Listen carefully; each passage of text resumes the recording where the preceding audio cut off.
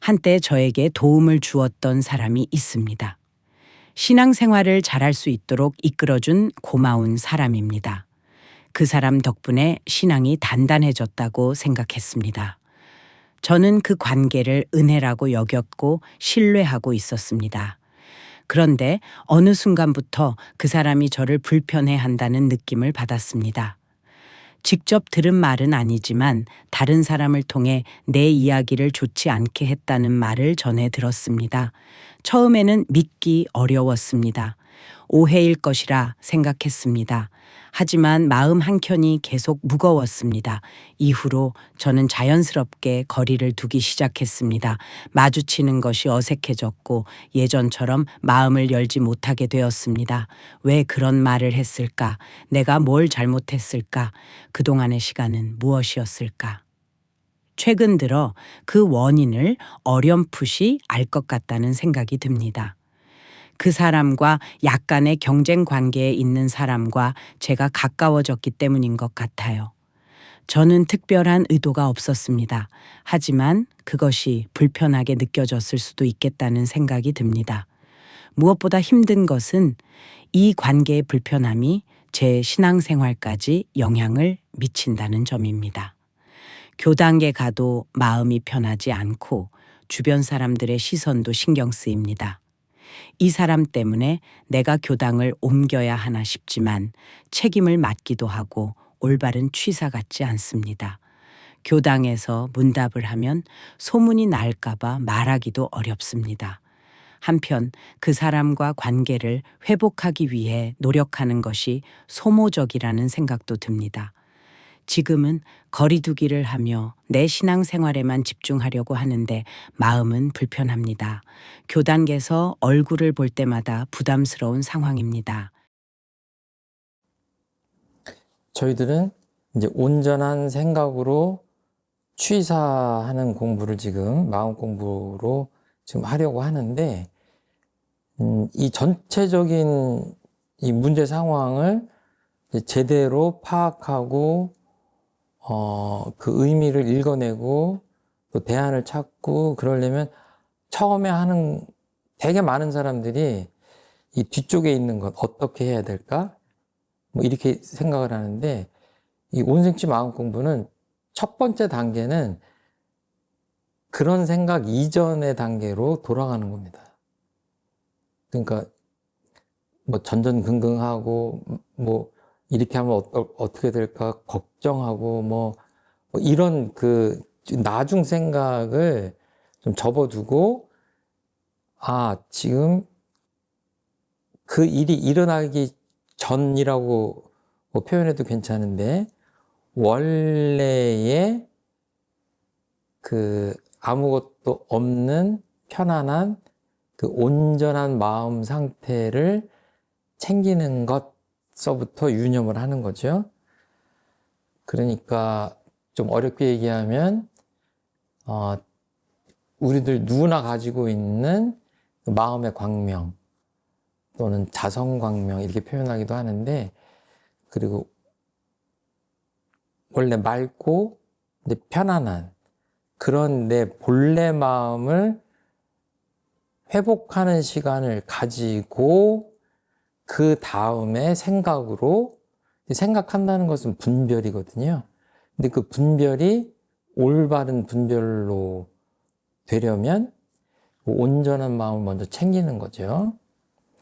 그러니까 이미 결론이 나와 있어요. 지금 불편한 상황도 발생했고 맞는지 정확히는 모르지만 원인도 어느 정도 밝혀졌어요. 그럼에도 불구하고 온전한 생각으로 취사하는 공부를 할 때는 다시 처음으로 돌아가서 시작을 해보는 게 맞다. 그 말씀을 드리는 거고요. 그런데 지금 굉장히 은혜로운 좋은 신호는 뭐냐면, 이런 사연을 표현하고 이런저런 노력을 하고 하는 이유는 뭐냐면, 뭐 본능적으로 불편함을 해소하려는 그런 것일 수도 있지만, 쭉 사연을 보면 그 관계를 회복하려고 하는 어떤 의지가 밑에 깔려 있는 거 아니에요. 이거는 아까 대소유무 12회로 가면 유무예요. 좋았던 관계가 불편한 관계가 됐는데 무슨 이유가 있어서 그렇게 됐겠죠. 그러면 이렇게 악화된 좀 틀어진 관계를 다시 되돌릴 수도 있겠죠. 일로 되돌리든지 여기에서도 뭔가 어떤 원인 행위를 하면 되돌릴 수 있겠죠.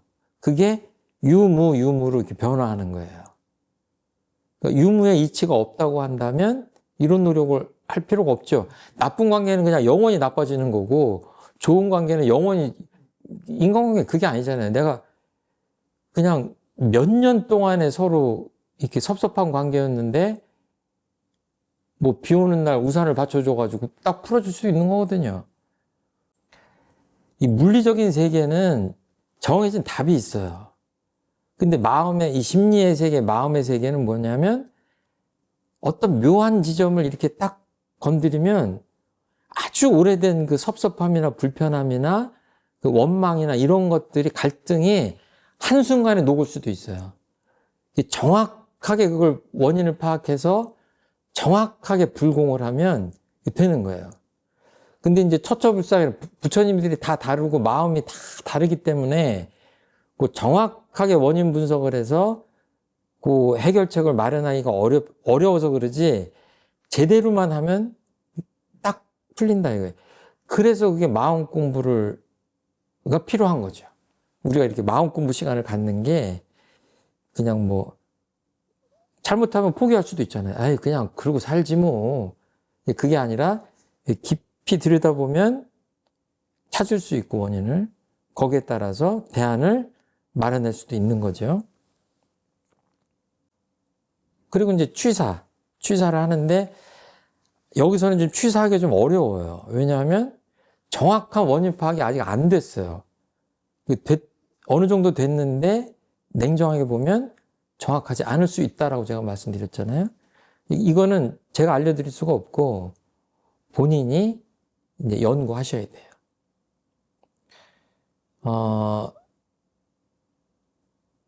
조금 더 여유롭게 깊이 들여다보는 시간을 가지셨으면 좋겠다. 그리고 그냥 열심히 들여다보지 마시고 온전한 마음을 더 챙겨서 좀 혹시 내 마음에 뭐가 있었는지, 내가 어떤 원인 제공을 한 건 아닌지, 또는 이건 아무리 봐도 그렇잖아요. 마음 공부 수준이 있거든요. 그 사람들 다 습관이 있고 성격이 있잖아요. 특성이 있고. 그렇기 때문에 나도 내가 이해를 해야 되고 상대방도 다시 정확히 파악해야 되거든요. 그건 사실은 굉장히 어려운 일인데 그러면서 정말 이거는 원인이 파악이 되고 해볼 만한 대안이다라고 확신이 섰을 때 시도를 하면 좋겠죠. 그 시간이 좀 필요해 보이는 것 같고